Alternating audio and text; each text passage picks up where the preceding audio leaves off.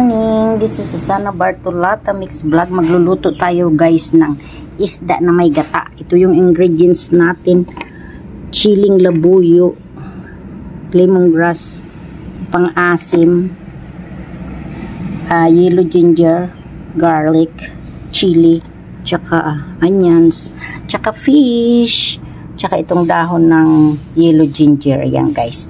So didikdikin natin guys yung ingredients. Yan guys, dikdikin natin yung sibuyas. Dahan-dahan para hindi magtilamsikan hanggang sa madurog. Yan, durog na. Ilagay natin yung garlic at saka yellow ginger. So halo natin pagdikdik guys. Ganyan lang guys. Yan guys, durog na guys. So ilalagay naman natin ngayon yung sili. Siya naman yung ating ihahalong pang dikdikin guys. Yan guys. Okay.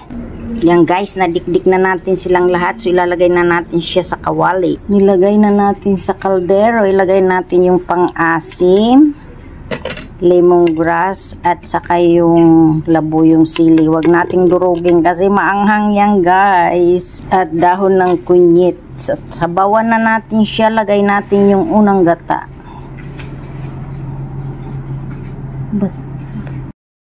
Guys, tingnan nyo guys oh. Oh, yelo na siya. Hayaan natin siya kumulo guys hanggang sa lumabas yung bango niya guys. At ilalagay natin yung isda guys. Guys, ilagay na natin yung isda guys. Yan guys. 3 lang yung isda para lang sa mga amo namin. Favorite niya yan eh. Hindi ko nga alam kung maanghang yan eh. Tapos ilalagay na natin yung huling gata niya guys.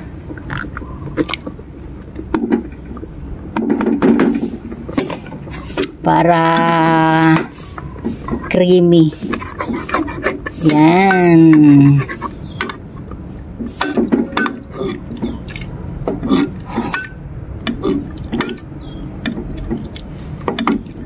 Minarinate ko na sa asin yung fish para may lasa, yung lasa niya ay dumikit sa laman. Yan guys, luto na guys, luto na guys. Oh, yan. Yan, luto na guys. Sarap guys. Yummy, yummy, yummy. Yan ang request na ulam ng aking mga bossing ngayon. So, gagawa pa po ako. Next po natin gagawin ay ipapakita ko na lang po sa inyo. Thank you so much. Bye-bye muna. Nalulutuin guys ay timpi ito. Sa Mali, timpi sa Indonesia, timpi din yan eh. Mayroon tayong sibuyas at bawang at saka chili na giniling. So, islice ko po siya ng thinly at ipa-fry natin ng crispy.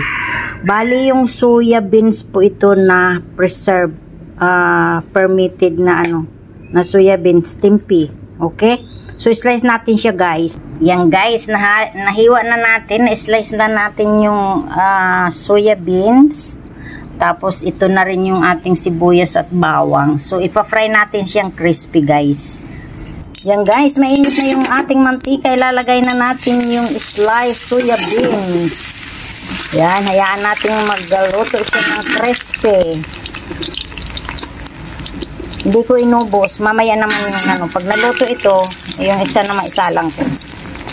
Para pantay-pantay yung kanyang pagka-crispy. Yan guys, hintay-hintay lang. Halo-haloin, halo-haloin. Yan guys, para siyang para siyang potato chips.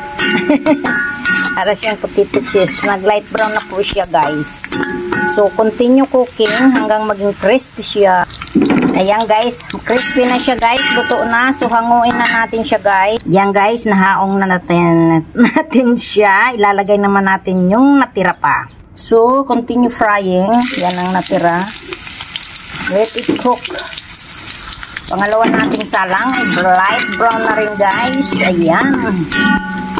Sarap. Alam niyo ba na favorite yan ng Indonesia at saka Malaysia? Siyempre ako, gustong gusto ko rin yan. Nung matikmang ko ito ay natuto akong magluto. Yan. Yummy. Yan guys, binawasan lang natin yung mantika ng ating kawali. Lagay na natin yung sibuyas at saka bawang.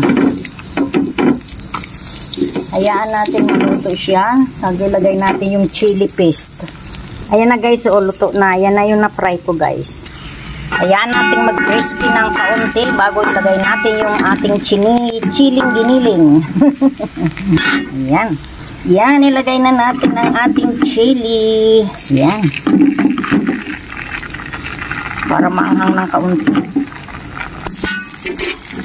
Halu-haluin. Lagyan natin ng kaunting gravy. Yan, kaunting gravy. Panglasa. Lagyan natin ng panglasa. So, next po, ilalagay na natin yung ating tawag dito, timpe. Lagay ko na ang timpe at saka yung dilis ko na fry. May mga preserve na, may dilis na ako na pinafry na dati. Preserve ko lang yan. Ayan, dilis. Gusto kasi ni madam yung may dilis. So haluin natin, mix hanggang mag-dry siya ng kaunti.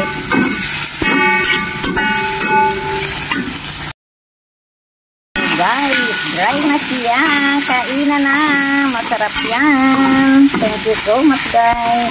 To all my subscribers and my viewers. I love you guys. Bye.